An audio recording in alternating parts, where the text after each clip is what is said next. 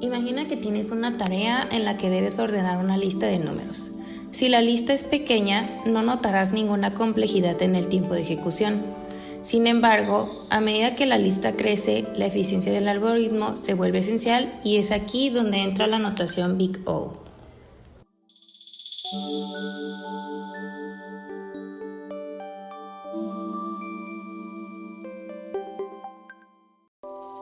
La notación Big O nos permite medir la complejidad de un algoritmo, es decir, qué tan rápido o lento se ejecuta a medida que aumenta el tamaño de la entrada. Esta notación es útil para clasificar los algoritmos según su comportamiento en el peor de los casos, dándonos así una forma de comparar la eficiencia de diferentes enfoques. En este video veremos cómo usar la notación Big O para evaluar los pasos de un algoritmo y exploraremos ejemplos prácticos de su aplicación en la vida real. Para empezar, es importante entender qué significa la letra O en Big O. Esta letra representa el tamaño de crecimiento de la función que describe la complejidad temporal de un algoritmo.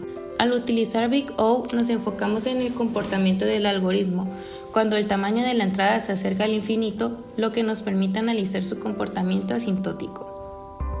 La letra O es clave ya que indica la relación entre el tiempo de ejecución y el volumen de datos, lo que facilita la evaluación rápida y eficiente de los algoritmos. Esto nos ayuda a tomar decisiones informadas sobre qué algoritmo implementar dependiendo del tamaño del problema que se esté resolviendo.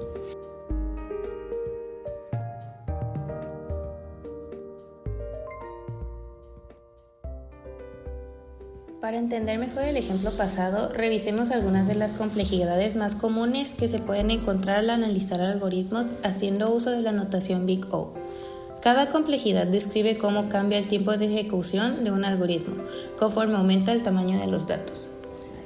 Cuando un algoritmo tiene una notación constante, significa que el tiempo de ejecución es continuo. Esto quiere decir que no depende del tamaño de los datos de la entrada.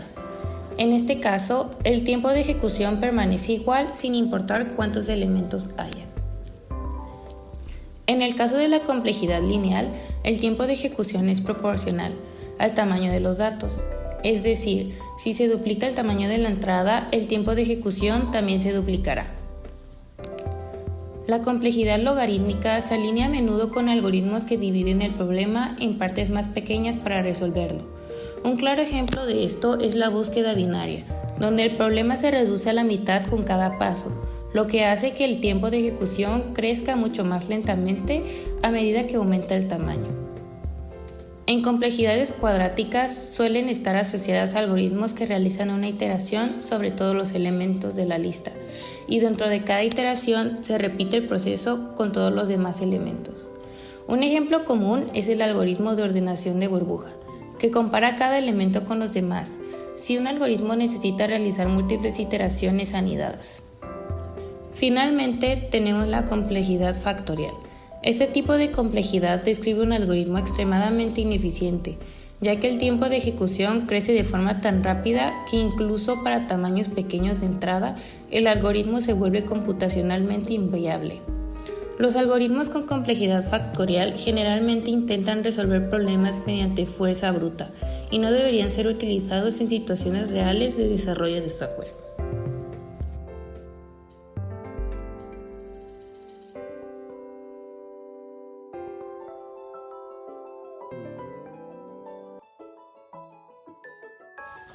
Cuando hablamos de la eficiencia de un algoritmo, estamos evaluando esencialmente dos aspectos: cuánto tiempo tarda en ejecutarse y cuánta memoria utiliza.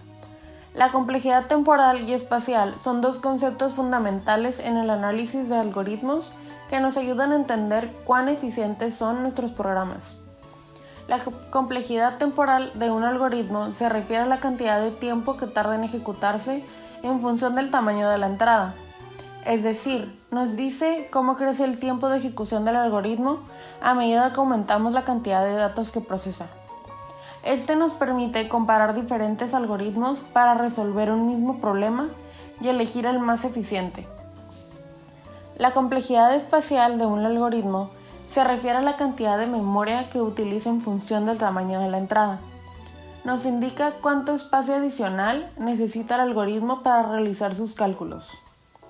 Es crucial para evitar desbordamientos de memoria, especialmente cuando trabajamos con grandes conjuntos de datos. A menudo existe una relación entre la complejidad temporal y espacial de un algoritmo. Por ejemplo, un algoritmo que utiliza mucha memoria para realizar cálculos puede ser más rápido que otro que utiliza menos memoria que realiza más operaciones.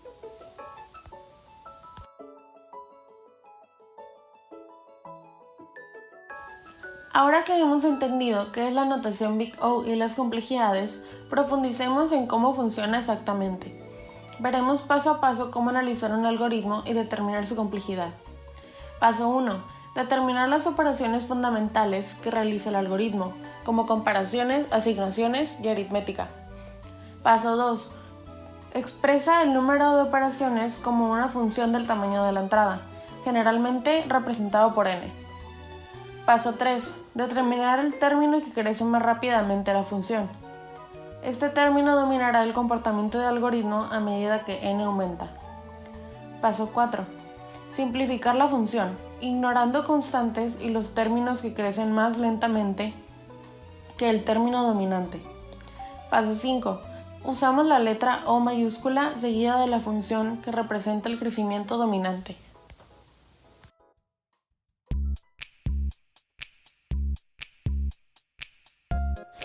Imagina que tienes un grupo de cajas numeradas del 1 al 10 y en una de ellas está escondido un anillo.